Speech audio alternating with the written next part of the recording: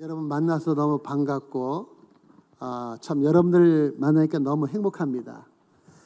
지금 사순절을 이렇게 맞아서 온 교회 우리 한국의 모든 성도님들 또 세계에 있는 모든 성도님들이 이 한 주간을 이렇게 지내면서 주님의 그 삶을 다시 한번 생각해보고 또 자기의 삶을 돌아보면서 근신에서 새롭게 자기 자신을 드리는 그런 기간입니다. 그래서 오늘 제가 러시아 선교사로서 근데 여러분들이 좀 러시아의 그 정서와 그 스피릿을 좀 이렇게 좀 진하게 좀 함께 좀 느끼라고 러시아 민요 찬송을 하나 하겠습니다. 근데 러시아에서 아주 굉장히 애창되고 있는 곡인데 백학이라고 옛날 우리 한국에서는 아마 드라마로 굉장히 많이 알려진 배경 음악이 되는데요. 옛날에 오공화국이라고 하는 그런 드라마가 좀 있었습니다. 그때 배경 음악이 그런데 제가 오늘은 러시아 말로 이렇게 이 노래를 하는데 그 의미는요, 이렇게 가사를 여러분들 이제 아마 여기서 이렇게 띄워주실 텐데, 띄우시면 아시다시피 이 2차 대전 때 이렇게 자기 조국을 위해서 자기의 생을 다 헌신한 그러한 병사들이 돌아오지 못하고 다른 나라 땅에서 언젠가 죽었다. 피비린내 나는 들판에서 돌아오지 못하고 죽었는데 그들이 아마도 내 생각에는 백학이 되어서 저렇게 돌아와서 이렇게 날아가고 있다. 그리고 이 세대가 지나가는 걸 보니까 한 빈틈이 있는데 아마 나도 그 빈틈은 아마 나도 이렇게 앞으로 이 나라를 위해서 헌신을 하고 희생을 해서 저 백학 때 중에 하나가 나도 되어서 함께 날아갈 그런 내 자리가 아닌가. 여러분 이제 우리는 하나님 나라에 헌신된 사람들입니다. 그리스도인은 천국 시민권자들입니다. 그래서 이 땅에 썩어질 그런 나라 없어질 것에 대해서 우리가 관심을 갖지 않고 영원한 하나님 나라에서 헌신한 그런 사람들이고 또 우리 앞서서 우리 주님을 선도로 해서 자기 생명을 아끼지 않았던 순교자들이 있고 믿음의 선진들이 있습니다. 그들이 하나님의 보좌 앞에서 흰옷을 입고 하나님을 찬양하며 또 우리의 믿음의 허단 증인이 돼서 우리를 지켜보면서 격려를 하고 박수와 갈채를 보내고 있다고 성경은 얘기하고 있는데 그런 의미를 담아서 하면은 러시아의 민요가 찬송이 되는 것입니다. 그래서 한번 그렇게 여러분들도 그런 의미를 이렇게 담아서 제가 이렇게 이걸 부를 테니까 한번 여러분들도 같이 음미했으면 좋겠습니다. 그럼 한번 음악을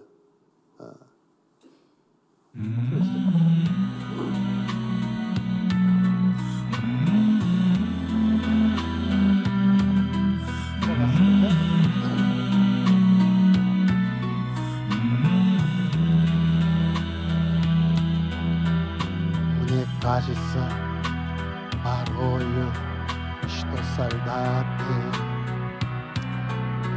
скрывают непришедшие полей. Не землю нашу полегли когда-то, а превратились в белые журавли. Ani da si Paris vremente dальний, летят и подают нам голоса. Не потому так часто и печально мы замолкаем, глядя небесам.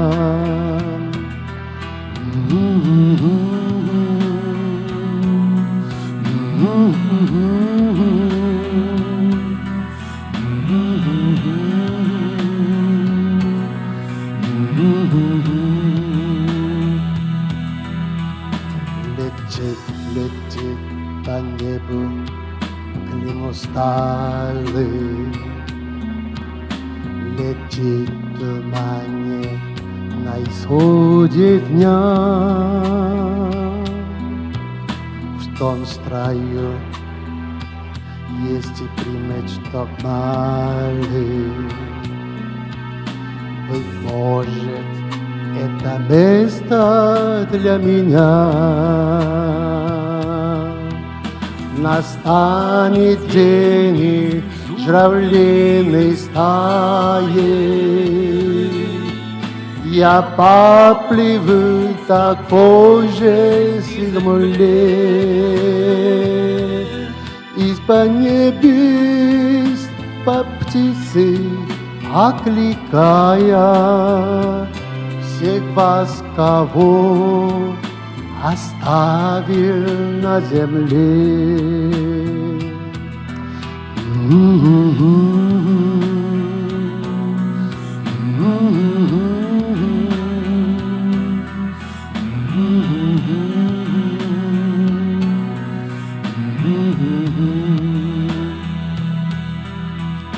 Мне кажется порою, что солдаты с кровавых не пришедшие полей не землю нашу полегли когда-то, а превратились в белых журавлей.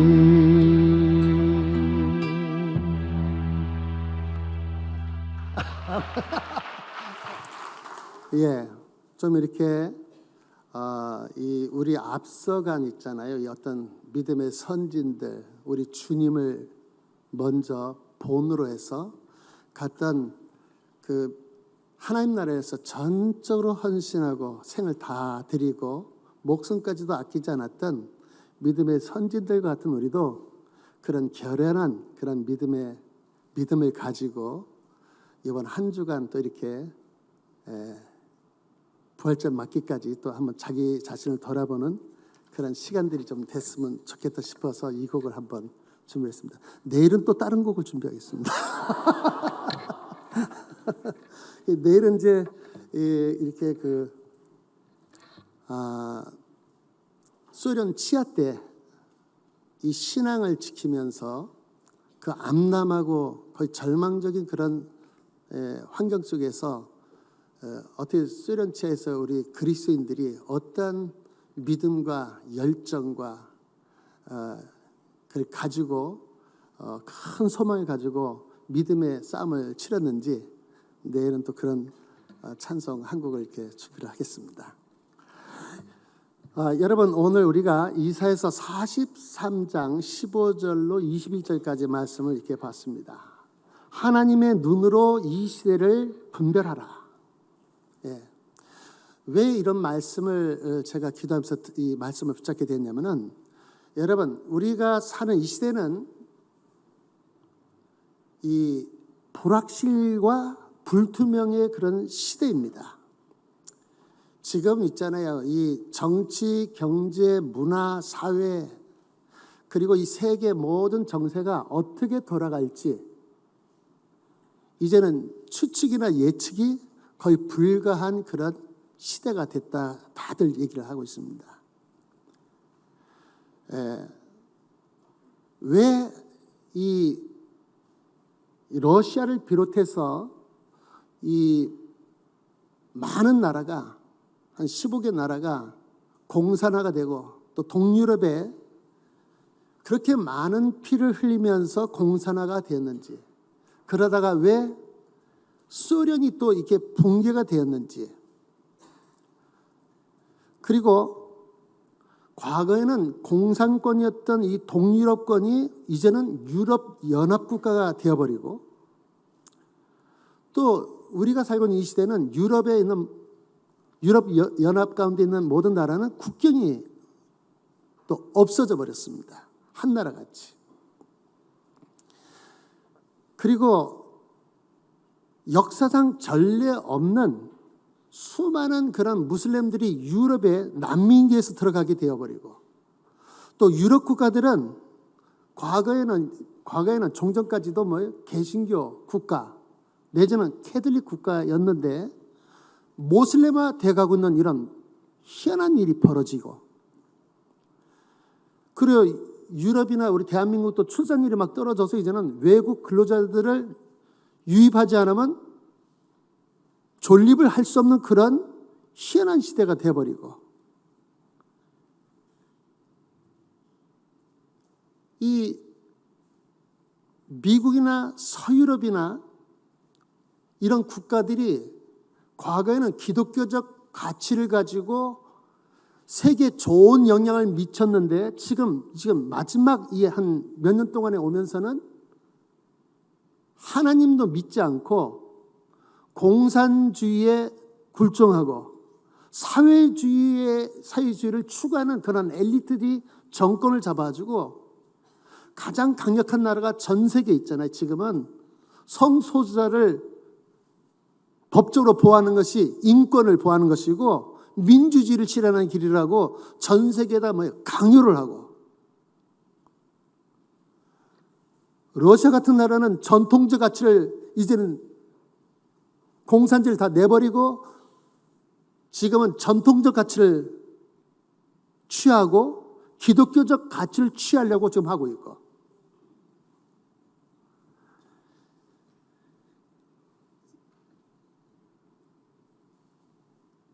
과거에 한때는 2차 대전 이전까지는 하더라도 전 세계가 국제적 질서가 약육강식의 제국주의가 한점 판치던 때가 있었습니다. 그러다가 이제 미국을 중심으로 해서 서방 국가들이 세계 국제 질서를 세우면서 이제는 위협하지 않고 나라를 개방하고 시장 경제를 하고 민주주의를 하면은 보상을 해주고, 그렇지 않은 나라들은 제재를 가하는 그런 세계 신질서가 세워졌었는데, 그래서 냉전 시대 이후로는 전쟁이 거의 없다시피 했었어요. 그런데 이제는 최근래 와주고는 미국이 그 가치를 다 내버리고 이제는 우리는 아메리칸 퍼스트다, 미국이 가장 우선이다, 우리 국익이 가장 우선이다, 그래가지고 세계 경찰 국가의 그런 지위를 다 내동댕이 쳐버리고 알아서 해라.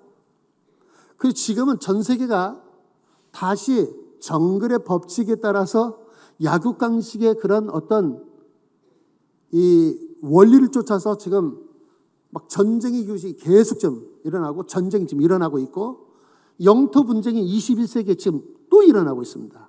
막 사방팔방이 다 영토 분쟁이죠 지금. 그 유럽이 다시 재무장하기 시작했습니다. 이런 가운데 한국은 또 이렇게 대한민국은 광풍에 돛따라서 전 세계 무기를 가장 많이 수출하는 나라가 돼버리고, 그리고 이 러시아는 과거 소련이고 북한과의 혈맹인데 그 혈맹을 제껴둬버리고 대한민국과 더불어서 방산 산업을 같이 합작을 해서 같이 기술을 서로 주고받고, 이런 일이 가능한 일입니까? 중국이 개방을 하고, 여러분 또 최근에 들어서는 경제 위기란 것은 도무지 알지도 못할 것 같은 유럽이 경제 위기로 좀 난리가 나고, 미국도 그러고, 하여튼 지금은 모든 것이 다 혼란스러워졌고 세계 곳곳에서 또 지금 자연재해가 막 일어나고, 그러니까 사람들이 다 불안에 떨고 지금 어떻게 될지 잘 모르겠다. 한 나라가 이제 자기 혼자서 열심히 노력한다고 해서 뭔가 해결될 수가 없습니다. 요즘에는. 여러분들에게는 이런 시대를 살아가면서 평안이 있습니까? 미래가 보입니까? 아니면 불안과 두려움 속에서 떨고 있습니까? 여느 사람들처럼. 오늘 이 이사야 선지자를 통해서 하나님께서 우리에게 이 시대를 바로 보는 그러한 눈을 우리에게 보여주고 계십니다. 그것은 이 모든 혼란과 혼돈 시대 안에서도 하나님께서 새 일을 행하고 계시다는 이 말씀 가운데 모든 것이 담겨져 있습니다. 이 시대는 하나님께서 새 일을 행하시는 그런 시대입니다. 오늘 성경 말씀 그랬죠? 너희는 18절 보면 너희는 이전 일을 기억하지 말며 옛날 일을 생각하지 말라.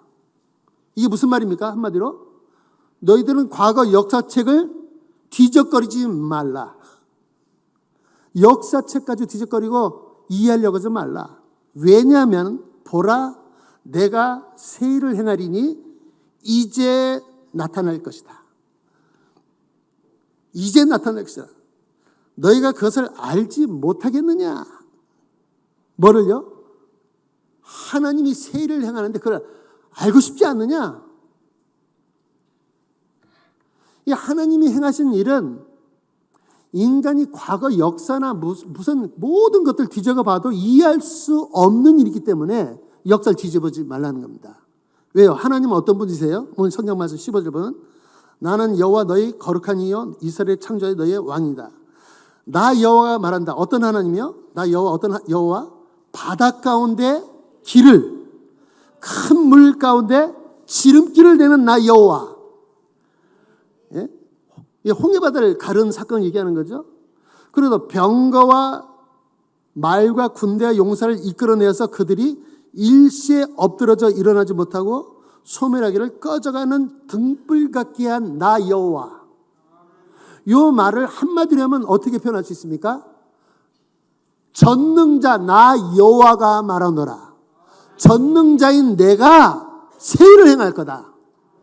내 능력을 좇아서 내 스케일대로 내 소원대로 내가 새 일을 행하는 건데 그거는 인간이 행하는 것이 아니기 때문에 과거 우리 인간 역사에서 인간이 이루었던 그 역사책을 봐주고는 도무지 이해가 될 수 없는 그런 일을 행했다는 거예요.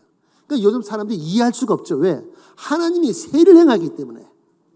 만약 과거 역사의 반복 같았으면 우리가 이해할 수 있고 추측할 수 있을 거예요.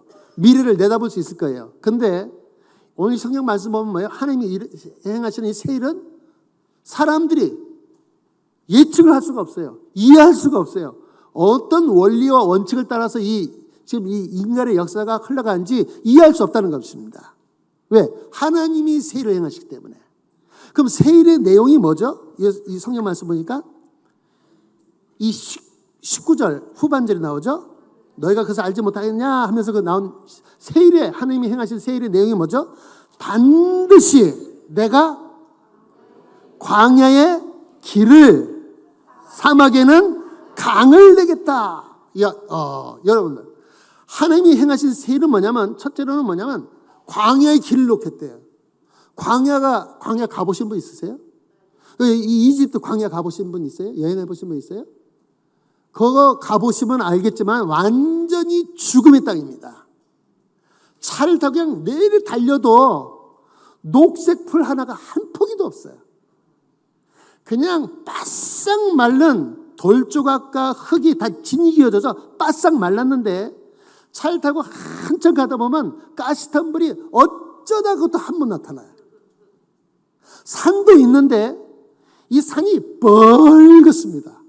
바위도 있고 뭐인데 풀 한 포기가 없고 나무 한 그루가 없어요. 왜 그렇죠? 죽음의 땅. 죽음의 땅이에요. 근데 거기에 왜 길을 놔요? 무슨 쓸데없이 왜 그런데 죽음의 땅에다가 길을 왜 놓습니까?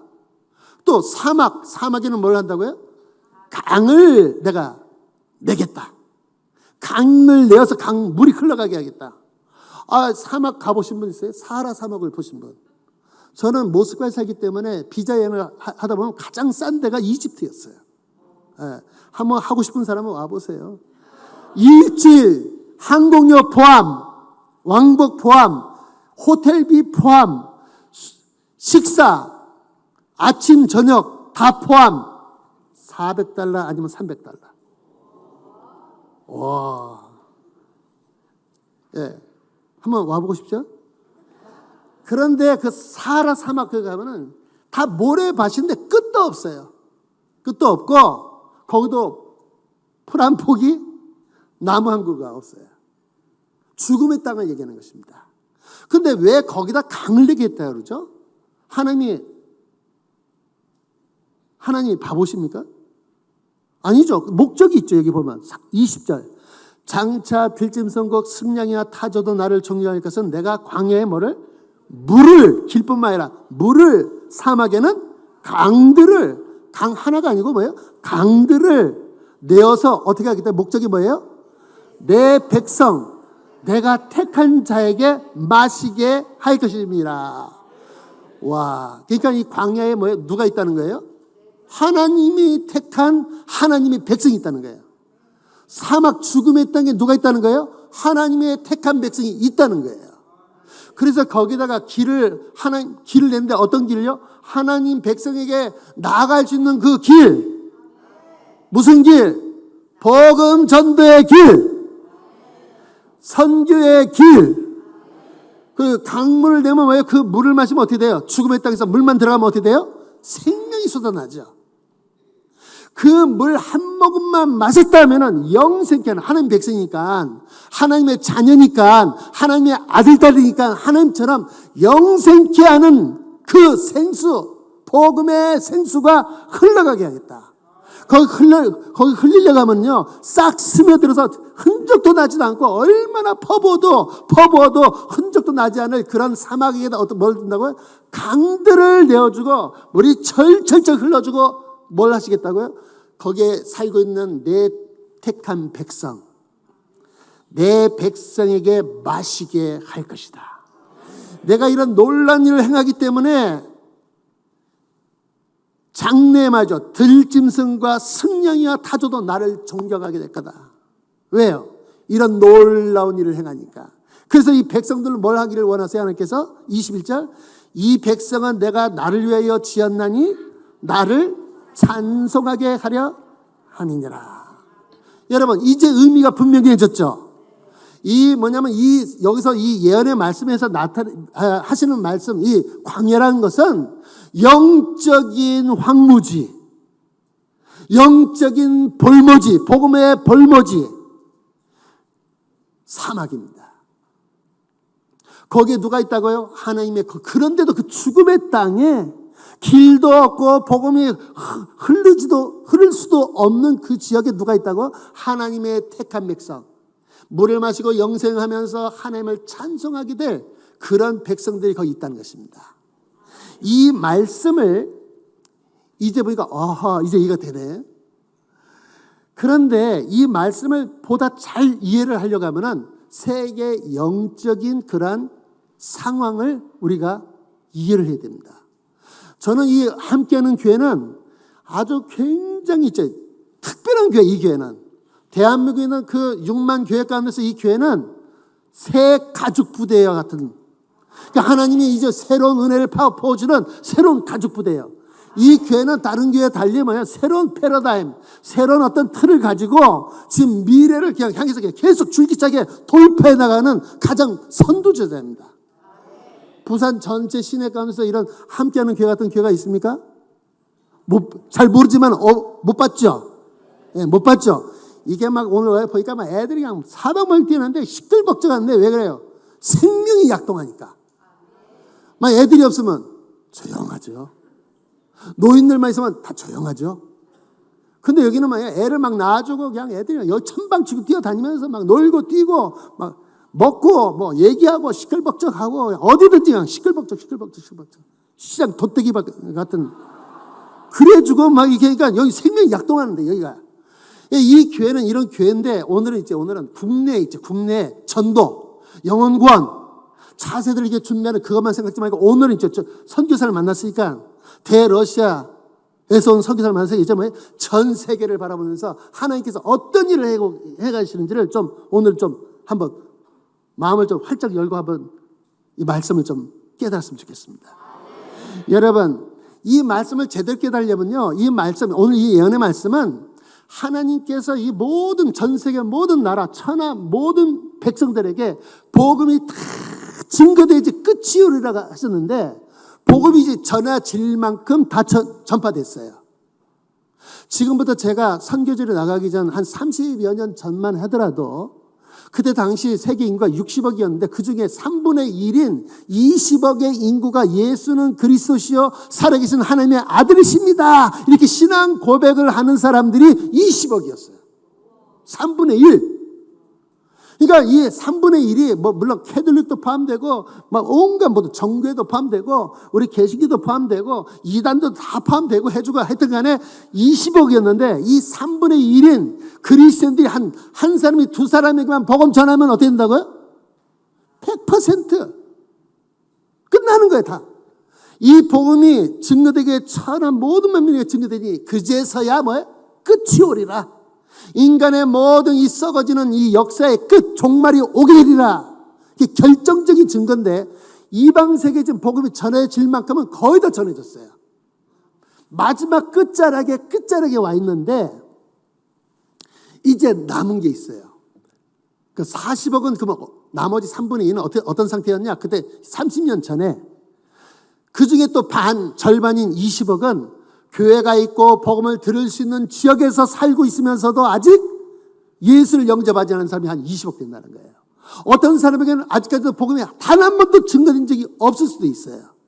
근데 그 지역에 있는 사람이 한 20억 되니까 30년 전만 하더라도 지구 인구의 3분의 2는 이미 복음화 되어졌다, 이벤젤라이즈 되어졌다 말할 수가 있었습니다. 이제 얼마나 남았어요?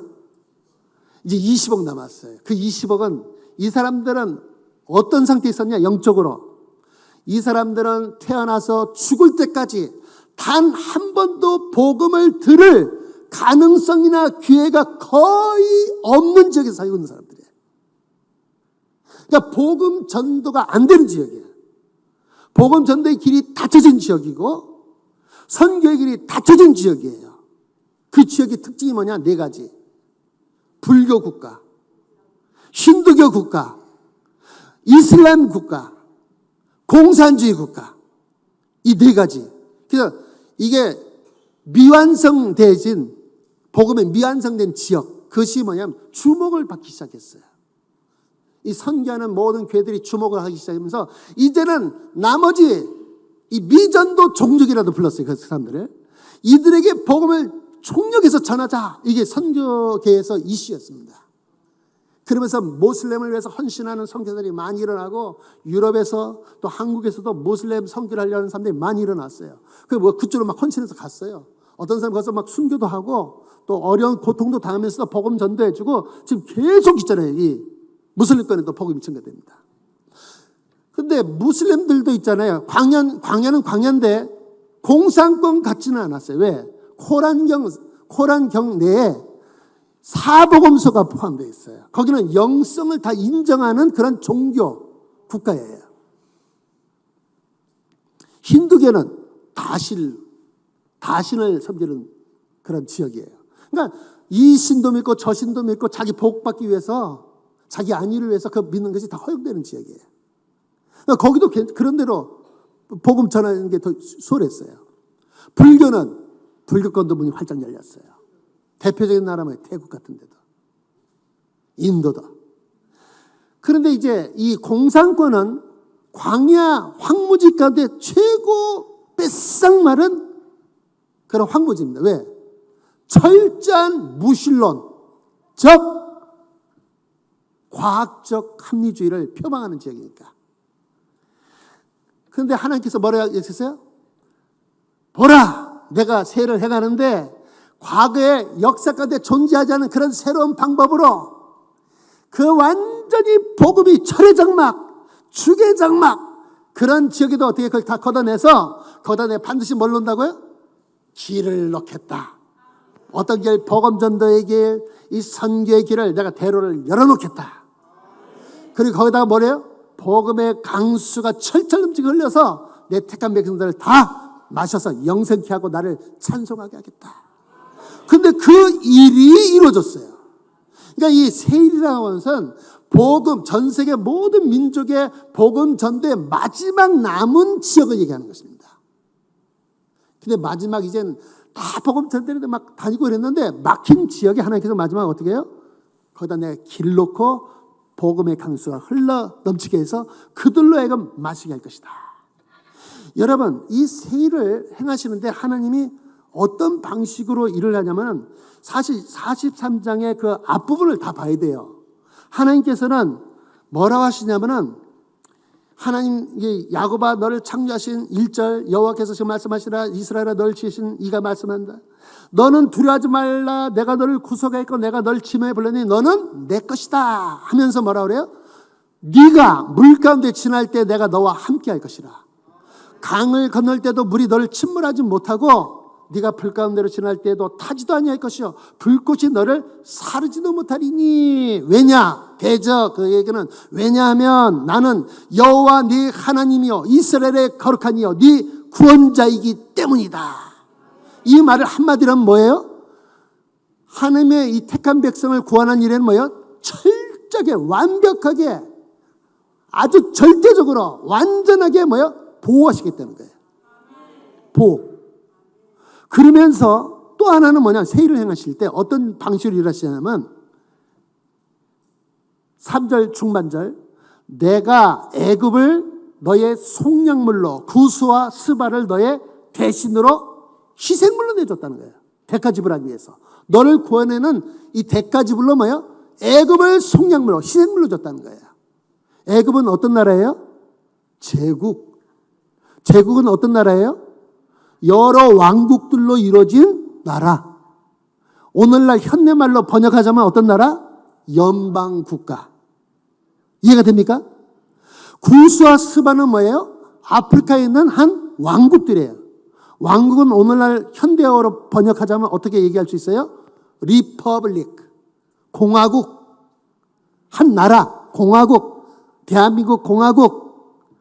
러시아 연방공화국. 중국 인민공화국. 모든 게 공화국이잖아요. 그죠? 리퍼블릭. 그런 제국도 연방국가도 뭐예요? 어떻게? 희생물로 다 희생시켜서 내 백성을 위해서 속량물로 해주겠다. 내 백성을 구원해서 값을 지불해야 된다면 그걸 희생시키겠다는 거예요. 그걸 지불하겠다는 거예요. 그 한 나라도 어떻게?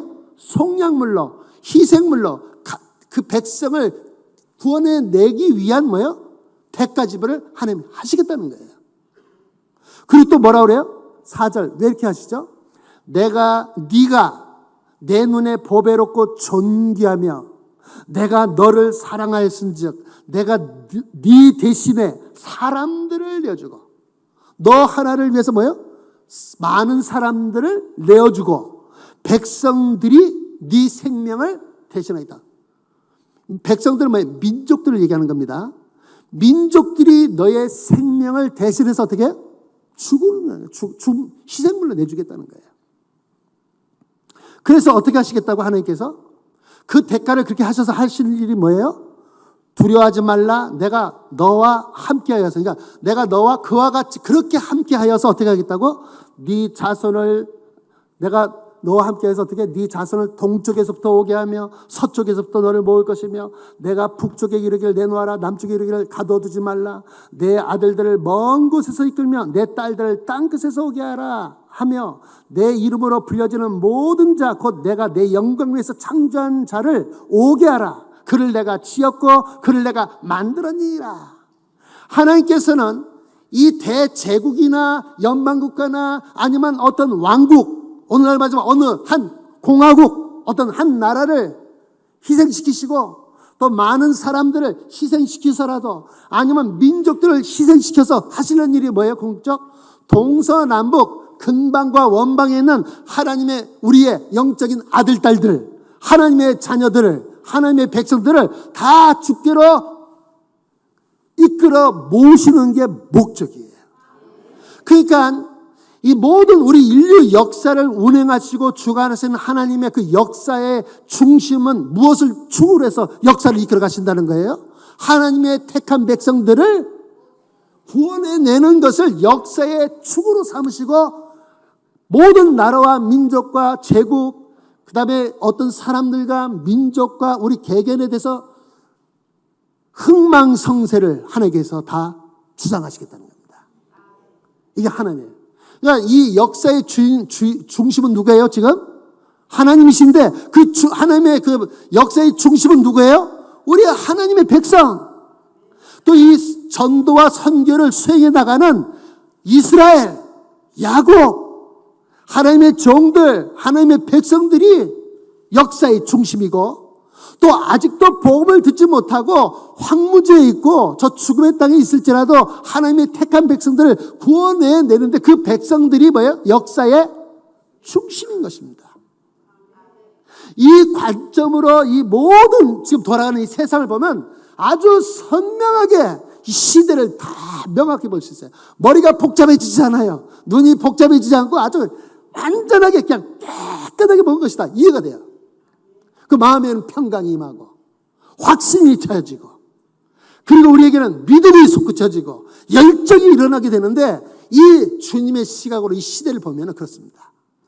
자, 그러면은 러시아를 한번 신뢰를 한번 들어보죠. 다 쫓아서 한번 해보세요. 러시아는 쫓아서 한번 해보세요. 러시아는 세계 속에 감춰진 또 하나의 세계이다. 우리가 잘 알지 못하는 또 하나의 세계란 말이에요. 감춰진. 왜 이런 말씀을 드리냐면은 우리나라는 우리 공화국 하나잖아요. 그죠? 미국에는 몇 개 스테이트가 있죠? 연방이? 50개? 52? 잘 모르겠죠. 중요하지 않아요. 하여튼 50개. 근데 러시아는 주가 몇 개냐? 48개의 주. 또 자치주, 유대인들이 집중적으로 살고 있는 유대인 자치주가 있어요. 그래서 49개 주. 그 다음에 그 전부 다 공화국이 있어요. 24개 공화국이 있어요.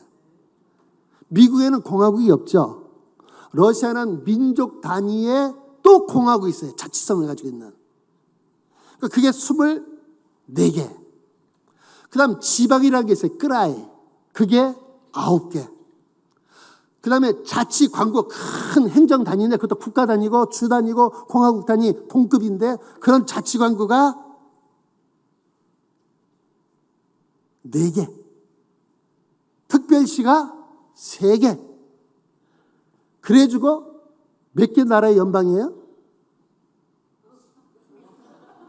89개. 그냥 파묻혔어 지금 이 정부에 여러분들이. 89개 나라의 연방이에요. 근데 그 나라에 얼마나 많은 민족이 살고 있느냐? 90년대는 130여 민족이라고 백과사전에 나와 있어요. 근데 지금 인터넷 뒤지면 200여 이상, 정확하지 않음. 또 이 보면 한 300여 민족이 된다고 그래. 언어가 다 그렇게 많아요. 그러니까 소수에도 있고 뭐 1000명 단위도 있고 그런 데도 있는데 그 족속이라 부르죠. 아주 이렇게 굉장한 다민족 그 국가예요. 근데 저는 이 러시아에서 보면서 모스크바하고 이 대한민국 시차가 얼마나 나면 6시간 납니다. 근데 러시아 나라 안에만 서쪽에서부터 동쪽 끝까지가 몇 시간 시차가 나냐? 11시간 시차가 나. 그러니까 한국 오는 건 국내에 오는 거랑 마찬가지예요. 미국 가는 것도 국내 가치. 전 세계 어디 가지 다 국내 가치 삼는 생각해요. 왜냐하면 자기 나라가 그렇게 넓으니까. 저는 러시아에서 30여 년 살면서 이렇게 참 인간적으로 세상적으로 복받은 민족은 없다. 왜 그러냐? 그렇게 최고 큰 나라를 갖고 있는데 그 나라가 무슨 뭐 다 얼음덩이 땅이냐? 아니요. 북쪽은 얼음 땅. 그 중간에는 뭐요? 사람 살기 좋은 땅. 남쪽 아래로 내려오면 열대 지역. 1년 내내 더워요. 그 땅 아래는 뭐가 있냐? 지하전이 풍부해. 북극 쪽으로 가면 투면주 같은 데 가면 석유 매장량 이거예요. 천연가스가 있고.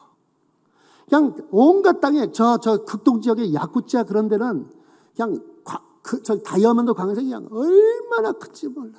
금과 은과 뭐 니켈과 텅스턴 할 것 없이 희귀 금속도 많고 전 세계 압도적인 1위예요. 자원이니까 대부자야, 부자. 그리고 이 민족이 굉장히 똑똑해요. 그냥 아무나가 다 쉽게 읽어대는 책이 뭐냐? 추리 탐정 소설이에요. 여러분 그거 좋아해요? 아니면 머리 쥐나요? 그냥 쉬고 싶으면은 그냥 이렇게 낱말 맞추는 거 있잖아요. 그 사람들 그게 휴식의 한 방편이에요. 할머니고 애들이고 뭐 할 것 없이 그냥 이거 아주 글자 찾는 거 가지고 다 하고 수학 계산하는 거 좋아하고 그냥 머리가 기본적이야 그게 다. 그리고 있잖아요. 그 똑똑해. 그러니까 1957년도에 세계 최초로 로켓뿐만 아니라 인공위성을 만들어서 우주에다 쏘아 올렸죠. 세계 최초로. 61년대는 우주에 대해서 연구를 다 해주고 이 짐승을 먼저 여러 차례 보내주고 왜 죽나 다 죽나 터져 죽나 뭐 때문에 죽나 다 해주고 아 살았어. 이젠 되돌려오는 걸 계획해야 돼서 개를 보내주고 다 살아서 돌아왔어요. 그래서 아 사람도 보내서 살 수 있겠구나. 그래서 사람을 61년도에 갖다 올려놓습니다. 유리 가가린. 그 61년도 얘기예요. 한번 러시아 우주항공박물관 오면 매년마다 한 대여섯 개 로켓을 쏴서 인공위성 우주에다 쏘아 올리다 다 성공합니다. 50년, 60년대 그런 일이 벌어졌어요. 이게 머리가 똑똑해요. 그리고 뭐 음악 차이콥스키 어느 나라 사람이? 러시아. 발레 음악의 90%는 어느 나라 사람이 작곡했을까요? 러시아. 예? 러시아예요. 근데 거기다가 하나님께서 있잖아요. 그 아주 비옥한 땅을 줬는데 그냥 새카만 땅, 검은 흙도 가장 세계에서 비옥한 그런 땅이 한 20개 주도 넘어요. 그리고 저 북극해에서부터 남쪽 우랄 산맥 서편으로 해서 북극해에서부터 남쪽에 이 흑해 카스피해까지는 산이 하나도 없어요. 벌판인데 곡창지대예요. 곡창지가 아니면 전부 다 나무 숲이 태평양 같아요. 그러니까 곡물 수출도 어마어마하게 해서 세계 아주 대단한 곡물 수출하는 나라예요. 그러니까 대부자죠. 머리 똑똑하죠. 근데 하나님께서 거기다 뭐까지 주신지 아세요? 아름다운 외모까지 주셨어요. 10명 중에 9, 8명 다 미남 미녀고 한번 제가 사진이라도 보냈으면 참 좋겠는데 그거 보면 그냥 커피 딱 마신다는데 딱 쳤더니 커피 모델 그런 사람 천지고 여러분 그러니까 모든 걸 다 갖췄어. 유럽 사람은 감성이 떨어져. 머리만 달고 다니고 있지. 가슴이 없어요. 이 유럽 사람이 아시안들을 볼 때는 사람은 사람인데 저 사람들은 머리는 없고 가슴만 덜렁덜렁 달고 있는 인간이다 이렇게 본다고요. 근데 이 유라시아인들은 뭐예요? 머리는 유럽 사람들처럼 똑똑하고 가슴은 아시안들 같이 뜨겁고 풍성한 감성이 있고 인간적이고 모든 걸 가졌어요. 이런 사람들이 이렇게 복받은 민족도 들어봤어요? 그런 민족이 어디 있을까요? 그런데 뭐 문화유산 한번 박물관 한번 가보세요. 만약 거기 안 가봤으면 영국의 뭐 버킹엄 박물관 가면 다 놀라요. 야 대단하다. 근데 러시아 한번 박물관 가보면 놀랄 일이 없어요. 스웨덴 가도 노르웨이 가도 영국을 가도 독일을 가도 왜? 거기는 슈퍼마켓 수준. 여기는 대형마트. 한번 그거 와서 보세요. 그 사람들이 굉장히 또 따뜻하고 우리 한국 사람 거의 비슷해요. 비슷해. 그냥 한국 사람이 굉장히 가깝기 때문에 러시아 내에서 가장 호감도 높은 민족이 어떤 민족이냐? 대한민국 한국 민족이에요. 할렐루야. 이럴 때 할렐루야 해야 됩니다. 여러분 그런데 이 모든 자원을 최고로 많이 갖고 있고 교육을 받은 고급 인력이 있고 기술이 다 있는데 못 사는 게 기적이죠. 기적이죠. 한국 사람은 도무지 죽었다 깨도 이해가 안 되는 거예요. 왜냐하면 한번 벌판을 와서 농사 지을 때 트랙터가 이 범에 한번 딱 갈아 엎을 때 어떻게 가는 줄 압니까? 트랙터가 딱 출발하면은 검은 디젤 엔진 연기를 뿜으면서 쫙 가지고 그 다음 날 돌아와. 왜냐면 평야라는 게 그런 거예요. 그 다음 날은요 2,000km를 달려가도 평지예요. 근데 이렇게 못 살 수가 없죠. 근데 이런 나라에 하나님께서 어떤 일을 허락하시면 공산혁명이 일어나가지고 얼마나 많은 사람들이 이 공산혁명이 있을 때 죽었느냐. 혁명이 일어났을 때 희생자들이 약 2,700만 명의 그리스인들이 죽었어요. 학살을 당하고 반동 분자로 처형된 사람만 4,000에서 4,500만 명이 학살됐습니다. 처형됐어요. 그러니까 한 7천만 명이 죽었어요. 피를 흘렸어요.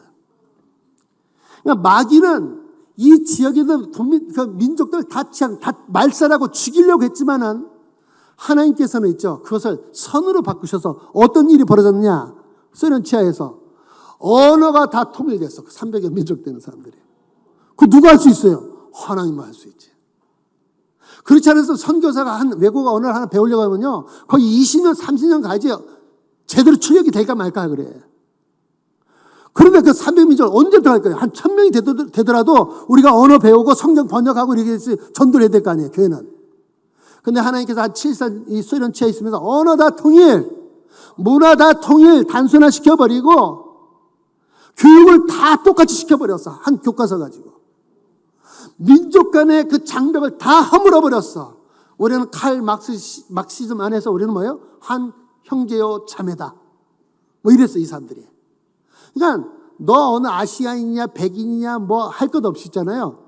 구분 별로 안 해요. 장벽이 거의 없다시피 해요. 미국이나 유럽에 비해서는 거기는 아무것도 없는 거예요. 거기는. 진짜예요, 진짜.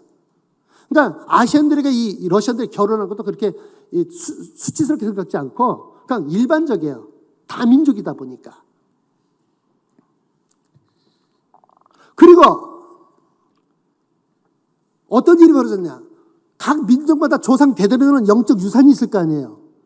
라마 불교를 신봉하는 그런 민족도 있고 모슬렘 민족도 있고 그런 국가도 있고 그런데 74년 동안 철저한 무신론적 과학적 합리주의 노동 이것만 표명하니까 어떻게 됐을까? 그 조상 대대로 내려왔던 영적 유산이 뭐야? 딱 잘려져주고 끊어져주고 74년 동안을 공백 기간을 갖게 된 거예요. 그 경제 정책 실패로 뭐요? 뻥 터지고 나니까 이제는 뭐예요? 러시아만 하나면 다 통해요. 소련은 전체가 다. 그 문화도 거의 대동소이해. 약간 차이는 있을 수 있지만 거의 다 돼요. 이 왜 이런 일이 벌어졌을까? 하나님께서 뭐예요? 복음의 대로를 놓기 위해서. 왜 그 많은 자원과 이 기술과 고급 인력을 가지고서도 이 경제적 실패로 이렇게 다 어려졌을까? 전부 다 어려워져 버렸어요. 다 가지고서도 다 어려워졌어요. 왜? 그 광야에 길을 놓고 그 사막에 뭐요? 복음의 강수를 집어넣기 위해서. 그래서 90년대는 막 유럽에서 선교사들이 무제한으로 오고 한국에서도 그냥 교회 법인 하나 등록하면 그냥 교회에서 딱 써주는 종이가 공식적인 초청장이고 몇 사람이 듣는 자리 그냥 무제한으로 받아줘 버렸어요. 그 성경 마음대로 찍어도 돼. 어떤 문서든지 마음대로 지금까지도 마음대로 출판하고 배포해도 상관이 없어요. 할렐루야. 그래도 그동안 뭐예요? 그 광야 땅에서 전부 다 공산주의인지 알았는데 거기서 어떤 사람이 나왔어요? 하나님을 찬양하는 백성들이 막 일어나고 하나님을 찬양하고 얼마나 하나님을 사랑하는 사람들이 많이 나타났는지 하나님께서 이런 역사를 이뤘습니다. 여러분 캄보디아 같은 나라도 마찬가지예요. 영적으로 그 국가는 건국시대 이전부터 기원전 3세기에 벌써 이 소승 불교가 자리를 잡고 그런 데 있잖아요. 그냥 몇 년이 됐어요? 2000년이 넘잖아요. 2000년 지금 2000년이 넘었으니까 한 2000 뭐야? 200~300년 3년 전에 그게 쩌들은 그 지역에 있죠. 그거를 다 끊어내기 위해서 하나님께서 대로를 놓기 위해서 어떻게 했어요? 킬링 핀트가 돼가지고 공산화 되면서 이 캄보디아에서는 200만 명의 학살됐다고 그래요. 피를 흘렸어요. 왜 피를 흘렸을까? 그게 헛됐을까요? 그렇게 되면서 모든 문화, 조상 데려왔던 그 이 영적 우산을 다 끊어내 버리시고 모든 지성인들 거의 다 죽여버렸으니까 이제는 가르칠 사람이 없어지고 외국에서 온 선교사들, 한국 선교사님들이 그렇게 많이 들어가셨는데 가서 학교 살리면서 와서 가르쳐달라 이거예요. 와서. 그 돈 몇백 달러가 너무 욕이래요. 그 나라로서는. 그 몇천 년 지나가는 그 터줏대감인 이 소승불교의 눈치도 보지 않고 제껴버리고 그냥 복음의 대로를 활짝 열어버리고 마음껏 활동할 수 있도록 그렇게 문을 열어주셨죠. 오늘 성경 말씀 뭐랬어요? 내가 애굽을 뭐야? 너의 속량물로, 구사스바를 너의 속량물로 주고 내가 너를 사랑할 수 있는 내가 사람들 줘 너를 바꾸며 민족들로 네 생명을 대신하리니 그 동서남북 근방과 저 먼 곳에 있는 내 아들 딸들 다 오게 하라. 그들을 내가 지었고 내가 창조했느니라. 내 영광을 위해서. 할렐루야. 여러분 지금 최근에 일어나서 지난 30년 소련 붕괴된 이후로 91년대 소련이 공식적 다 12월 달에 파산 신고를 했는데 그 한 70년대 말 80년대부터 지금까지 한 4, 50년 동안에 이 러시아와 우크라이나, 백러시아에 있는 이 슬라브 민족이라 그래요. 그런 사람들 전체 통칭해서 이 사람들이 미국에 있잖아요. 1,300만 명이 이민을 가버렸습니다. 미국 역사상 이렇게 많은 이민을 한순간에 받은 적이 있을까요? 근데 받아가지고 들어온 이민자들 한 1,300명을 몇 년 내로 다 영주권 주고 전부 다 뭐 시민권 다 줘버렸어요. 왜 그랬을까요? 이 사람들이 그렇지 않아도 다민족이 왔는데 이 사람들이 기독교권에서 왔지. 올 때 전부 다 예수 이름으로 다 넘어갔어요. 왜 이 이민 가려고 하냐? 나 신앙 탄압을 받아서 그렇습니다. 그래? 정말 당신 그리스도인이가? 제가 모스크바 개창교회 성도들 중에서 아는 불신자들 저한테 찾아가지고 다니엘 목사님, 저기 뭐 미국의 저기 대사관 가면 영사학과에서 영사 질문할 때 어떻게 답변해야 됩니까? 제가 뭘 준비해야 됩니까? 이걸 묻더라고. 그래서 내가 당신 회개하고 예수 믿어야 된다고. 그리고 이제 시간이 얼마 나니까 회개하고 예수 믿으라고. 그리고 나서는 뭘 가르쳤냐? 사도신경 다 외워. 주기도문 다 암송해. 찬송 한 네 곡은 딸딸딸 외우고 노래를 잘해서 그리스도인인 것을 밝혀. 그럼 오케이. 그래가지고 그런 사람들이 전부 다 뭐냐면 이민 가는데 왜 가려느냐? 나는 자유의 나라로 가고 싶습니다. 신앙과 양심의 자유가 있는 난 미국을 가고 싶습니다. 이렇게 고백하면은 다 받아줬어요. 몇 명이 되든지 간에. 그 미국 정부에서는 이걸 보면서 어떻게 했냐? 미국이 이민자들의 나라니까 미국을 앞으로 있잖아요. 어떻게 하면 어떤 이민자를 어디서 받아야만 미국이 더 부강해지고 강해지고 더 발전할 수 있을 것인가. 그걸 매일 연구한 미국 이민 정책자들인데 보니까 소련에 보니까 과학자들이 너무너무 뛰어나. 그러니까 소련 말기부터 그냥 다 돈 주고 몇 푼 안 되고 다 사서 다 빼가고 그리고 또 있잖아요. 때가 되니까 이 사람들이 문화 예술성이 뛰어나고 또 이 교육 수준이 높고 전문성이 있고 거기다 백인이고 예수 믿는 개신교 신자들이 그렇게 많아. 이 사람들 전부 다 받아들이면 어떻게 돼요? 미국이 뭐예요? 신앙적으로는 더 있잖아요. 든든해질 수 있고 백인들이고 기독교인들이고 개신교인들이고 그러니까 이 사람들 다 받아주고 어떻게 해요? 다 시민권을 다 줘버렸어요. 불과 3, 40년 만에. 근데 우리 한국은 130년 되고 막 이런데도 200만 중에서 그때 당시 90년대에는 한 50%가 다 불법 체류자였어. 왜냐하면 돈이 너무 많이 들고 힘들어요. 미국 영주권 얻는 거. 시민권 얻는 거 쉽지 않아요. 근데 이 사람들은 다 줘버렸어 그냥. 그래가지고 어떻게 해요? 미국 교회가 다 숨통이 끊어져 가고 있는데 하나님께서 어떻게 해요? 미국 교회에다가 산소통 마스크를 딱 끼워줘주고 숨통을 트게 하시고 그리고 이들 통해서 교회가 부흥케 하시고 애들은 또 얼마나 낳는지 한 가정당 한 10대 명씩 낳아요. 그러니까는 한번 사진 좀 방송실에 보여줄 수 있어요? 거기? 사진. 예, 이게 있잖아요. 미국 집회를 다 계획하고 있는 목사님의 사위, 딸. 확대해서 보여주면 더 좋은데 굉장히 이쁘죠, 저. 근데 애를 7 낳는데, 그죠? 예, 보입니까? 애가 7입니다. 지금 다 낳은 거 아닙니다. 또 낳을 거예요. 그런데 저 신랑 어머니 형제가 친척이 얼마만가 한번 보여줬어요. 그 단체 사진 찍은 거. 이게 엄마, 이 사이에 엄마 외갓집 친척들이야. 더 확대해 보면 젖먹이들이 수두룩해. 저거 한 250명 넘어요. 그러면 아버지 친가는 얼마나 많냐? 300명이 넘어요, 그냥. 300명이 넘어. 그냥 젖먹이는 천지야. 그걸 보면, 자세히 보면은. 그냥 미국에 이민 가서 다 정착한 사람들, 저 사람들이. 그러니까 이 사람들이 가지고 1.5세는 영어 전혀 문제 없고, 2세, 문제 없고, 이제는 벌써 오래전부터 영어 예배가 시작돼가지고, 미국 있는 사람들이 이 교회를 출석하는 사람들이 생기고, 젊은이들도 와가지고 보니까 인물이 잘나고 예쁘고 똑똑하고, 그러니까 가서 막 결혼을 하는 거예요.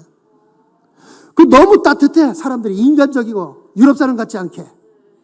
그래가지고 정도 있고, 예의가 바르고, 그냥 막 결혼을 하고, 또 애를 낳고, 교회가 매어 터져, 애들로. 젊은이들 매어 터져. 제가 우크라이나에 갔을 때는 한 목사님이 손자가 32. 여러분들 놀라죠?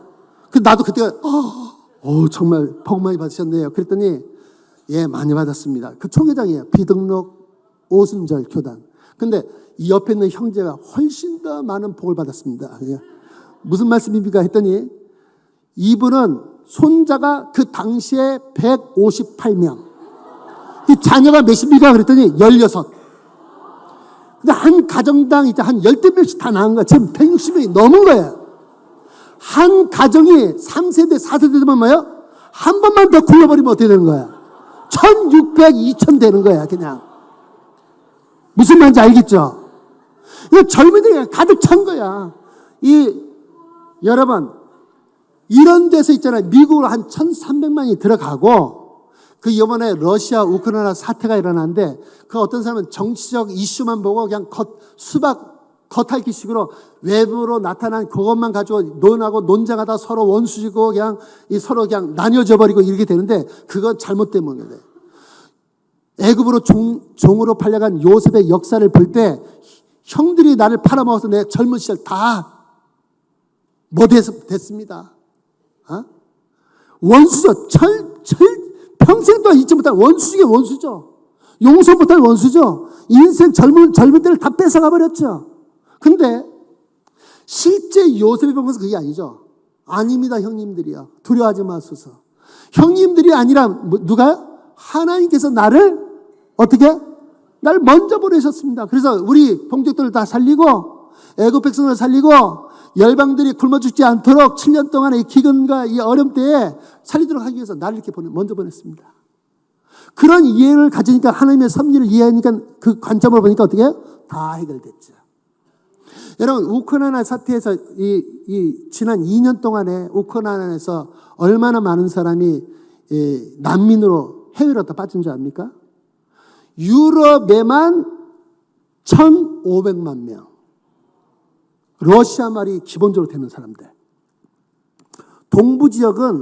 우크라이나 동부 지역은 지하전이 풍만, 보물이 쌓여져 땅에 가득한 그런 땅 지역이 동부 지역입니다.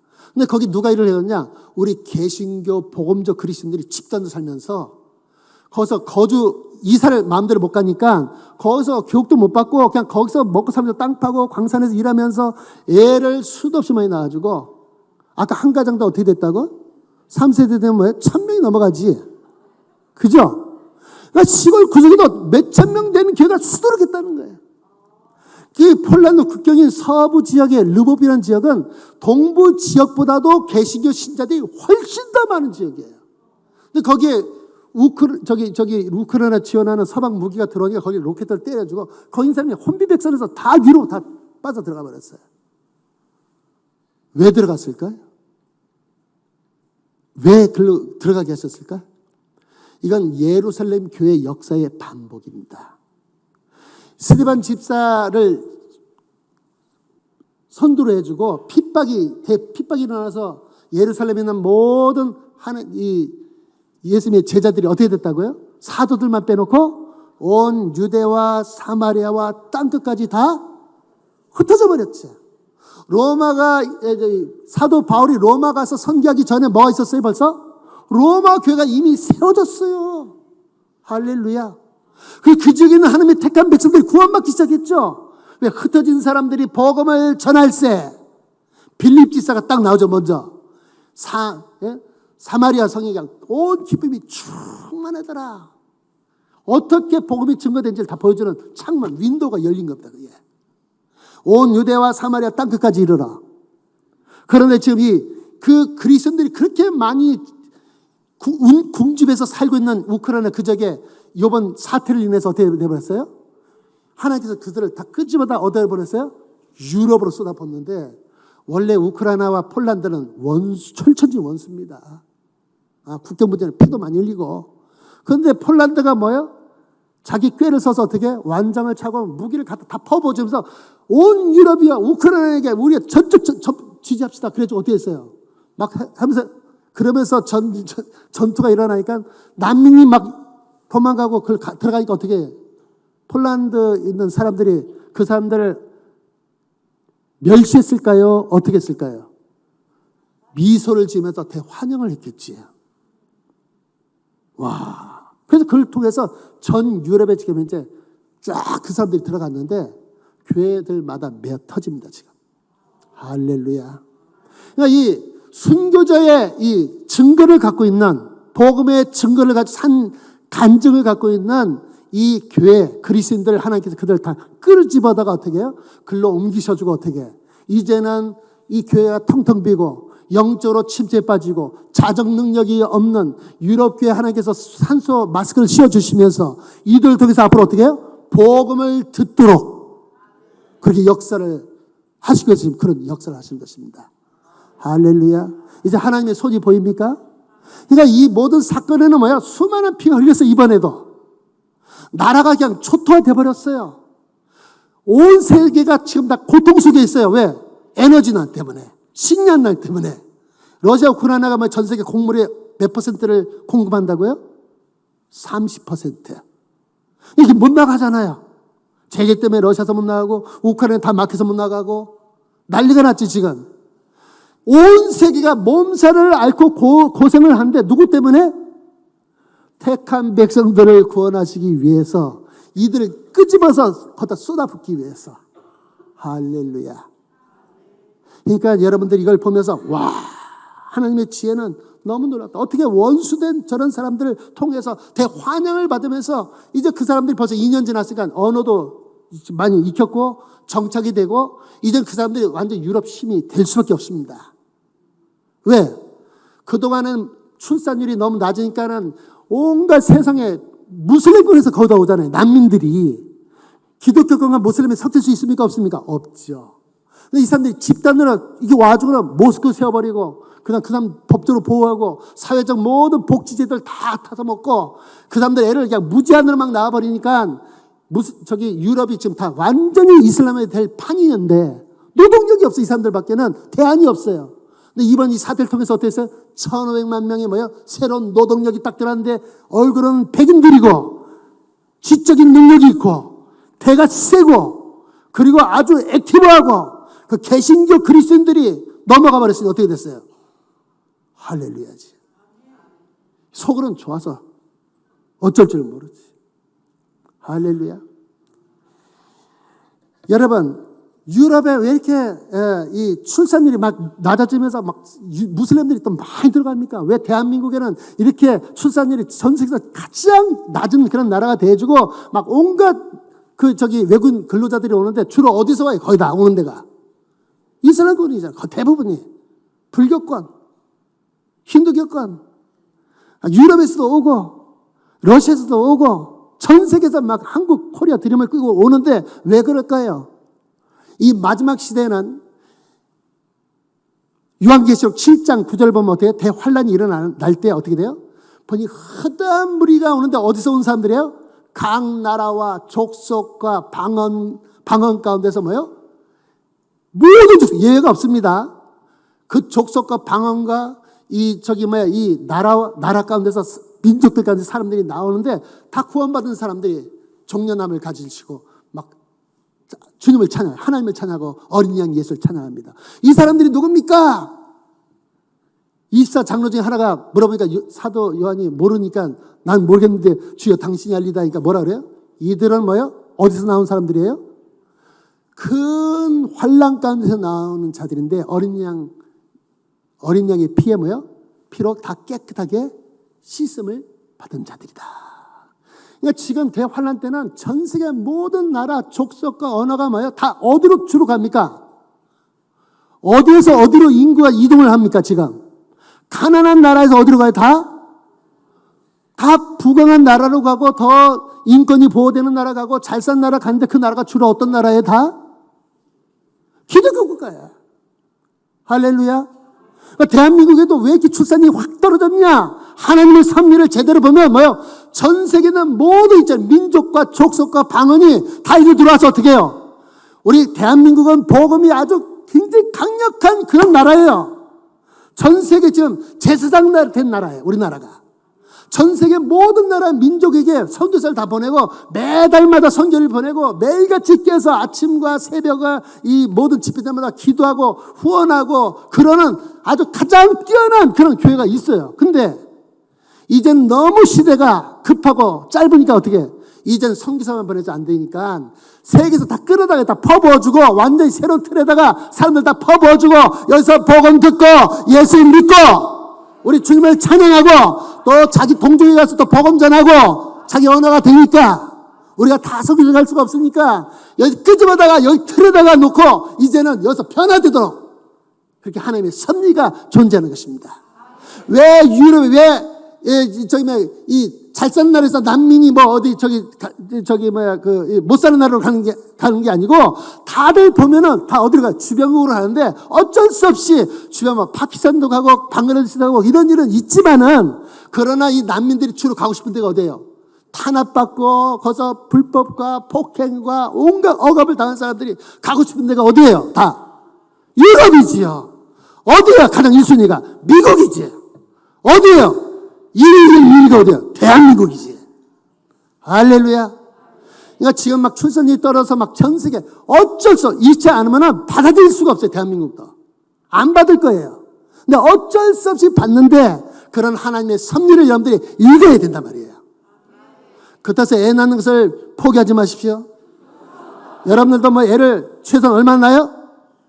한 12명은 낳아야 돼. 우리 딸과 사위에게 인터뷰하면서 12를 낳을 거냐 말 거냐. 그랬더니 쭈삐쭈에서 대답이 불확실하면 더 이상 얘기할 거 없어. 그랬더니 아닙니다 아버님. 우리 며느리에게도 얘기했어요. 12 손자를 데려와라. 손녀는 치지 않는다. 왜? 성경에서 여자는 치지 않았으니까. 비하기 위해서가 아니라고 성경적으로. 그랬더니 알겠습니다. 열심히 노력하고 있어요. 할렐루야. 만약에 아직까지도 이 젊은이들이 아직도 자기 배우자를 못 만나서 지금 어려움이 있다. 나이가 뭐 28, 30 되기까지 없다. 이 나라에 없는 거야 그러면. 나한테 와 러시아로. 그러면 그냥 조각 같은 신랑감과 며느리 아내 미국이 원하는 미국 얘기해요. 러시아 뭐 그래서 건장하고 튼튼하고 이쁘고 생활력 있고 똑똑하고 자꾸 가까운 사람들 가면은 다 병들게 돼 있어요. 멀리서 찾는 것도 괜찮아요. 그래서 그냥 번성하면 돼요. 이스라엘이 있잖아요. 다 그렇게 인구가 그냥 그렇게 다 학살이 돼서 없었는데 지금 유럽 전체에서 비교가 안 되게 압도적인 1위가 됐잖아요. 인구 증가율이 1위. 그러니까 여러분들도 그 꿈을 가져요. 뭐. 한 가정당 한번 결혼했다면 뭐예요? 12아들을 낳는 거야. 딸은 빼고. 그리고 우리 사위와 우리 이 며느리에게는 다 약속을 받았어요. 하늘의 아버지께 10의 1조를 드리고 도둑질하지 말 것이며 이 땅의 육신의 아버지에게도 11조를 해라. 왜? 재물이 있는 곳에 네 마음이 가기 때문이다. 그 하나님께 마음이 떠나지 않도록 하고 싶으면은 재정을 하신 대로 많이 갖다 쏟아부어라. 그러면 마음이 거기 갇혀 있다. 휴대폰도 스마트폰도 뭐 몇백 달러 한 2, 30만짜리는 별로 신경 안 써요. 그러나 한 200만 원, 300만 원짜리 되면 뭐예요? 신경이 더 많이 쓰이지.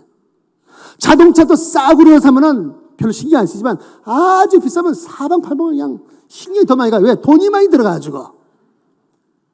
부모에 대한 존경심과 효심이 별로 없다. 돈을 많이 갖다 써요, 부모님에게. 빈손으로 가지 말고. 그렇게 그랬더니 그렇게 하고 있어요. 근데 우리 아들 한번 딱 첫 열매 월급을 육군 소대장이 돼주고 딱 보내왔는데 아빠 이 첫 열매는 하나님께 속한 것이죠. 그래. 그렇다. 그랬더니 이거 어디로 어디다가 헌금해야 됩니까? 그래서 네가 다니는 교회 가면 하면 된다. 저는 여기서 와가지고 얼마 전에 어느 정해진 교회가 없습니다. 그래서 제가 그럼 네 생각은 어떤 생각이냐 했더니 아빠 그 신학교를 후원하고 싶습니다. 그런데 1,300달러를 보냈어요. 그걸 받으면서 제 생각에 번개같이 지나는 생각이 있었는데 저런 아들 한 12명 있었으면 끝나는 건데 노대치 그걸로 다 끝나는 거예요. 사위도 잘하고 여러분 그러니까 자녀를 많이 낳아야 돼요. 왜? 우리는 그럴 만한 권리가 있어. 왜? 하나님이 주신 모든 것을 있잖아요. 생명, 시간과 땀과 재능을 다 해서 하나님이 주신 그 모든 복을 그걸 누구한테 다 넘겨주죠? 자녀들에게 몇 퍼센트? 10% 아니면 얼마나? 100%를 다 주는 게 부모님이셔요. 그런 분에게 10의 1조를 드리는 게 많아요? 아니죠. 정말 중심으로 사랑하고 존경하고 그리고 뭐예요? 효심을 다해서 부모를 사랑하고 그 기쁘게 해줘야지. 그러면 하나님께서 뭐예요? 한 일이 잘 되고 네가 장수하리라 그러셨잖아요. 여러분 그러니까 막 결혼해주고는 그 믿음 없으면 못해요. 하여튼 주신 대로 다 받는다. 이런 결단을 오늘 하시기 바랍니다. 여기 보니까 그런 분들이 좀 많이 있는데 지금 셋 가지고 많다? 그거 아까 보여드렸잖아요. 제가. 우크라이나 내가 얘기했잖아. 그 총회장이 그 교회 성도. 160명이 넘어 지금 얼마나 더 될지 몰랐죠. 20년 전 얘기니까. 20년 전 얘기니까. 그러니까 여러분들도 꿈을 가지십시오. 목표를 낮게 가지 말고 높이 가지세요. 아멘. 그러니까 지금도 늦지 않았어요. 재혼을 하든지 애를 낳든지 아니면 전도를 해서 영적인 애를 데려오든지 둘 중에 하나 내지는 두 가지를 다 해야 돼요. 왜 삽니까? 영혼 구원을 위해서. 왜 공부합니까? 영혼 구원을 위해서. 왜 더 이 뛰어난 승진을 해야 됩니까? 영혼 구원을 위해서. 왜 결혼해야 됩니까? 영혼 구원을 위해서. 왜 자녀를 많이 낳아야 됩니까? 하나님 나라의 확장을 위해서. 할렐루야. 그러니까 그렇게 그것을 위해서 하라고요. 그걸 위해서.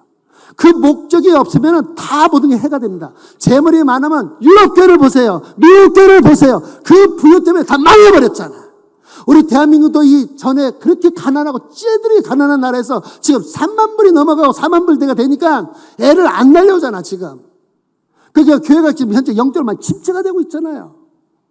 돈이 많이 들어서 애를 못 낳는다고? 그런 새빨간 거짓말이 어디 있어요? 지금 옛날보다 우리가 몇백 배로 더 많이 잘 사는데 왜 애를 안 낳으려고 그래? 자기 욕심 때문에지, 이기심 때문에. 왜 유럽은 돈이 그렇게 많은데 애를 안 낳습니까? 왜 출산이 확 떨어졌어요? 그거는 돈이 없어서 재정력이 안 돼서가 아니고 다 거짓말이에요. 그 잘못된 문화고 잘못된 영적 문화입니다. 하나님 주신 대로 다 받으면 되는 거예요. 우리가 애들을 안 낳는데 젊은 이렇게 많은 뭐예요? 이제 좀 한 세대가 지나가 버리면 애가 없는데 젊은 세대가 없는데 무슨 차세대를 논합니까? 여러분들에게는 그 사명을 가지고 유인을 같이 하죠. 많은 다산을 이제 큰 축복을 여기세요. 그런데 나중에 나이 들면은 그것이 얼마나 큰 축복인지 알게 됩니다. 그 노후 대책에 뭐예요? 거지같이 살지 말고 어떻게 돼요? 넉넉하게 나이가 뭐 6, 70 돼서도 뭐 베풀고 쓰고도 남고 선교도 막 다니고 막 베풀고 헌금하고 선교 지원하고 남 베풀고 밥도 더 많이 사고 이러려면 애를 많이 낳아야 되는 겁니다. 할렐루야. 여러분 이 동유럽도 있죠. 하나님께서 막 기가 막혀요. 제가 보면 왜냐하면 유럽이 이제 동유럽은 소련 위성국가가 됐는데 이 나라가 그냥 위성국가 되지 않고 서유럽과 그대로 같이 있으면 똑같이 망했을 거예요. 잘 먹고 잘 산 건 좀 나을 수 있지만은 그러나 유럽까지 다 퇴폐하고 영적으로 다 망했을 거예요. 그런데 공산화 되면서 위성국으로 딱 뛰어다가 따로 보관을 하셨다가 소련이 붕괴되자마자 이 동유럽을 뛰어다가 어떻게 해요? 유럽에다 그냥 찰떡같이 딱 갖다 붙여버렸죠. 국경이 없죠. 그런데 이 동유럽에는 붕이 있습니다. 유럽 내에서도. 이들에게는 불이 있습니다. 눈물이 있고 감사 감격이 있습니다. 하나님께서 이 마지막 시대 유럽인들에 대한 긍휼과 자비, 하나님의 모든 그 사랑이 다 담겨진 역사가, 그 많은 슬픔과 고통과 피 흘림의 역사가 그 가운데도 있었는데 거기에는 하나님의 긍휼과 자비가 있었단 말입니다. 할렐루야. 여러분, 자연재해가 이렇게 많이 나는데 누가 가서 돕죠?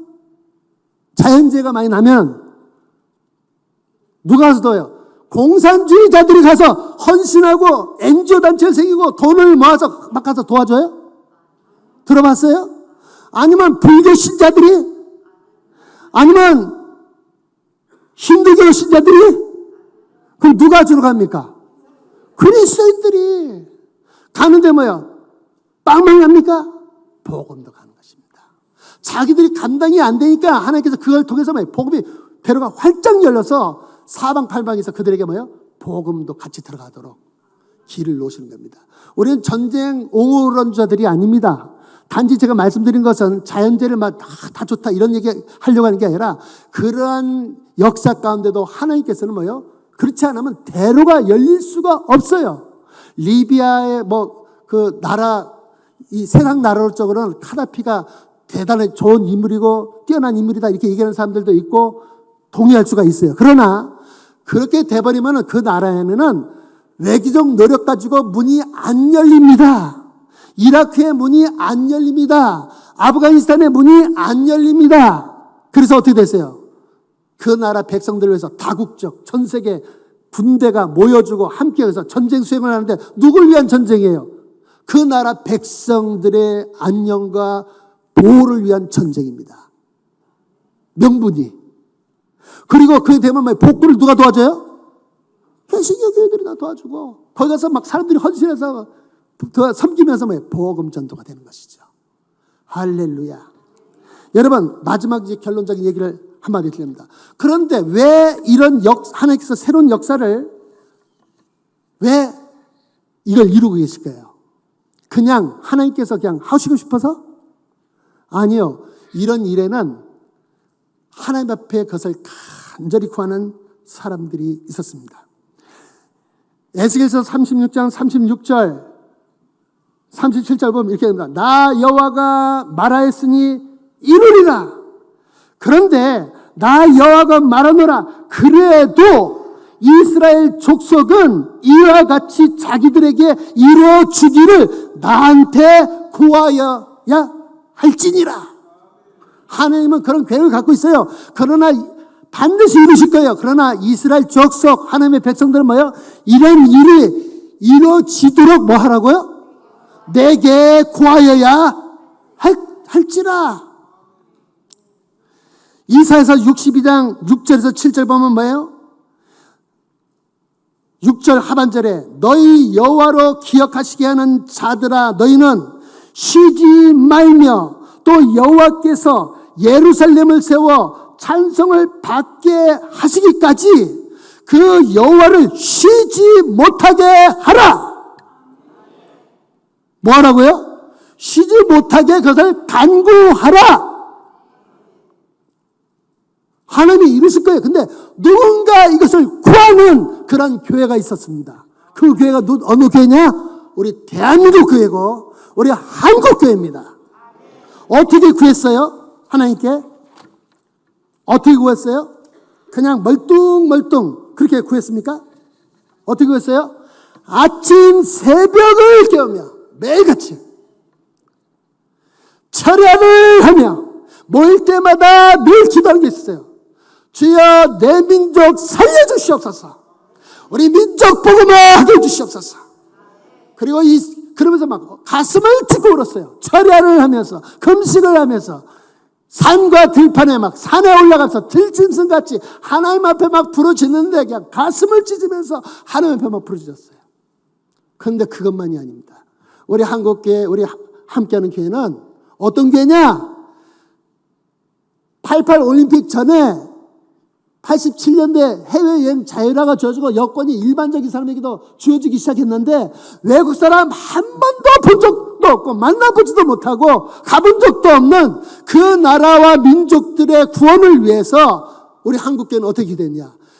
60년대 후반, 70년대, 80년대 그때 이제 그 가난 가운데도 어려운 중에서도 기도하는데 주여 세계 민족을 복음하게 해주시옵소서. 세계 선교, 세계 복음하게 해주시옵소서. 그런데 그냥 그 정도만 소리질러 기도하는 게 아니라 막 울부짖는 정도가 아니라 통곡을 하면서 하나님 앞에서 이 모든 있잖아요. 이 근세계에 들어와주고 가장 많은 눈물을 흘린 교회가 어느 교회냐? 한국교회예요. 여러분 아프리카 교회는 우리보다도 있잖아요. 거기는 기독교 역사가 2000년도 넘습니다. 구원의 역사가 있었어요. 부흥도 있었어요. 근데 아프리카 교회 중에 어느 공화국, 어느 교회가 이 하나님이 받은 은혜 가지고 세계 열방에 위해서 기도하며 눈물을 뿌리며 철야하며 금식하며 새벽을 깨우며 가슴을 쥐고 통곡하면서 자기의 마지막 남은 그 두렵던 주사도 다 내어드리고 헌신해서 세계로 나갔다. 그런 얘기 들어봤어요? 아니면 아시아 전체를 통틀어 봐서 그런 민족이나 그런 교회가 어디 하나로 있으면 얘기해 보세요. 없습니다. 그러면 선교라고 있는 유럽교회가 그렇게 기도했습니까? 거기는 전 세계를 식민지하면서 군국주의를 하면서 제국주의를 하면서 복음도 같이 들어갔습니다. 우리가 강대국입니까? 우리가 부유해서 선교했습니까? 아니요. 1970년대에서 비로소 북한 경제를 추월하기 시작했다고 얘기합니다. 근데 그 가난 가운데서도 마지막 자기 남은 그걸 다 들여가며 집을 팔고 땅을 팔고 하나님 앞에 그걸 드리고 자기는 전셋집이 아니라 월세집이 들어갈지라도 하나님의 나라를 위해서 이걸 다 드리겠습니다. 목숨을 드리고 그런 성도들이 그냥 허다했어요. 어느 한 교회가 아니라 전 우리 한국교회 전체가 다 그랬습니다. 그러면서 열방을 위해서 눈물을 쏟고 금식하고 하나님에게 부르짖었습니다. 하나님이 얼마나 안타까우셨으면 우리 한국계 모든 성도들에게 쑥 들어오셔주고 자기 영으로 충만해서 하나님의 감정 상태를 그냥 다 여과 없이 다 드러내기 시작했습니다. 사랑이 많아서가 아니었어요. 우리가 국회의원도 아니고 유엔 세무총장도 아닌데 어떻게 다른 민족들의 이 영혼들을 구원을 위해서 우리가 눈물 뿌리고 가슴을 찢을 수가 있습니까? 성령께서 하셨습니다. 그가 우리 가운데 들어오셔서 자기를 드러내게 있으세요. 울면서도 너무 이상하다. 내 가슴이 왜 이렇게 아프지? 터질 것 같은 그 심정에서 견딜 수가 없어서 자기 생을 헌신해서 주여 내 일생을 다 헌신합니다. 그런 사람 중에 하나가 저입니다. 그런 사람 중에 하나가 제 아내고 그런 사람 중에 하나가 우리 집 한 3만 5천 되는 선교사들입니다. 그 외 모든 분들이 그렇게 헌신해서 오늘날도 기도하고 후원하고 그러고 있는 것입니다. 할렐루야. 야, 오늘날 이 지각변도 일어난 거, 광야의 길이 열리고, 이 사막의 강들이, 이 강물이 막 철철하게 된 것은 모세의 권이 다 무너져버리고, 선교의 길이 열리고, 불교권이 선교의 길이 열리고, 복음전도의 길이 열리고, 공산권이 우리 시대에 무너져버리고, 힌두교권이 무너져버리고, 길이 열린 것은 누가 강구했습니까? 한국교회가 안해서. 우리가 강구했기 때문에 그것을 하나님께서 허락하신 겁니다. 그래서 선교의 중심을 누가 멋지게 얘기라도 그 중심의 중심은 한국교회가 차지하고 있는 것입니다. 왜? 없는 가운데서 믿고 목숨을 걸고 헌신해서 자기를 내던졌기 때문에 이게 이렇게 된 것입니다. 그래서 한국교회는 이런 있죠. 한국교회뿐만 아니라 우리 대한민국은 사람이 할 수 없는 영적인 부흥의 은혜를 주셨습니다. 그냥 자기 민족 살린 정도가 아니라 세계 민족을 자기 민족만 감당해야 세계 민족의 가난도 다 짊어질 수 있는 그런 경제력들과 경제 대국이 되어버렸습니다. 문화 대국이 됐습니다. 스포츠 대국이 되고 군사 강국이 되어버렸습니다. 백인들이 발광을 하고 난립니다. 여러분 한국 사람이 그냥 최고 호의적인 최고 이 사람들이 참 좋아하는 그런 민족이 한국 민족입니다. 뭐 때문에요? 우리로 하여금 마음껏 가서 선교하라고, 복음 전달하고. 할렐루야. 한번 러시아로 온다 그러면 나한테 얘기만 하세요. 한 나라씩 띄워드릴 테니까, 한 주씩 띄워드릴 테니까. 오늘 우리 함께하는 교회는 이 순간 이로부터 선교지가, 피선교지가 몇 개로 늘어나는 거예요? 89개 나라 연방이, 유럽이, 미주가, 이스라엘은 3분의 1 유대인이 우리 슬라브계 유대인입니다. 이들이 돼지고기를 넘어져서 예루살렘에서 돼지고기가 팔리고 있어요. 이 사람들은 어떻게 할 수가 없어요. 이 사람들을 통해서 유대인들이 다 돌아오고 있습니다. 할렐루야. 그러니 이제는 여러분들 결론적으로, 여러분들 이제는 우리가 하나님께 구했더니 이게 됐어요. 이제는 어떻게 되겠습니까? 지금은 이런 기도를 하는 경우가 아주 드물어요. 여러분, 근데 제가 선교사로 말씀드립니다. 지금부터 이제까지 흘렸던 우리 동족 구원과 북한 동포의 구원과 세계 열방 선교의 미션 끝장을 내기 위해서 전에 흘렸던 눈물에 10배나 더 눈물을 흘릴 때입니다. 더 많이 기도를 해야 됩니다. 과거에 우리가 하나님 앞에 전적으로 헌신했던 그때보다 10배나 더한 열정을 가지고, 이제는 우리가 부족한 게 없어요. 얼마나 풍요롭게 하셨는지 이제는 영적인 전쟁, 전면전을 치를 각오를 하고 한바탕 붙을 때입니다. 끝장을 낼 때입니다. 우리 민족, 우리 한국에 한 번만 육문교회가 굴러버리면은 전부 다 주교로 다 끌어낼 수 있어요. 북한 동포도 들어올 수 있습니다. 우리가 강구하면 다 편한 길로 달려가고 있는 이 저출산 문제도 다 해결됩니다. 아멘. 우리부터 많이 나면 됩니다. 희생과 헌신, 여러분들 이걸 통해서 이제 이 한국교회 쓰러져 간다, 매일 그런 열매의 청통금 얘기로 그냥 입방아 짓지 말고, 여령성들이 돌 때 입 딱 다물고 믿고 돌면서, 자 도무지 안 무너질 것 같은, 도무지 해결되지 못할 것 같은 그걸 위해서 우리가 간구하면은 하나님께서 큰 감동을 주셔서 애들한테 하나도 안 죽고, 젊은이들이 결혼하지 못하면 견딜 수가 없어서 다 결혼해버리고, 그냥 애들이 그냥 주렁주렁 나오고, 외국에서 온 모든 사람들이 다 예수 믿고, 이런 놀라운 역사가 있을 줄 믿습니다.